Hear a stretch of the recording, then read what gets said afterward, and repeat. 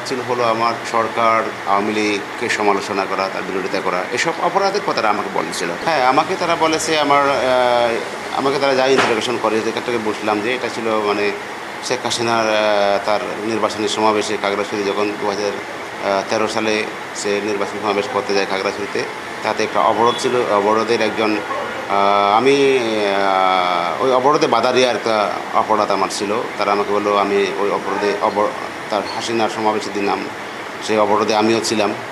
সেটা একটা ছিল আমার অপরাধ। আর একটা ছিল তারা আমার একটা মামলার কথা বললো, আমার একটা মামলা আছে সেটা একটা বললো। তার আরও একটা বললো যে তারা বিশেষ করে তারা ওই পলিটিক্যাল কোয়েশনটা সামনে নিয়ে আসলো।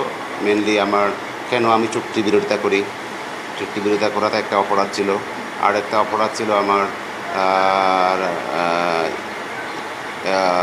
ইউপিডিএফের যে পূর্ণ স্বায়ত্ত শাসন আমরা দাবি করি, যে পূর্ণ স্বায়ত্ত শাসন, সেটা একটা আমার অপরাধ ছিল। আর একটা অপরাধ ছিল হলো আমার সরকার আওয়ামী লীগকে সমালোচনা করা, তার বিরোধিতা করা, এসব অপরাধের কথাটা আমাকে বলেছিল।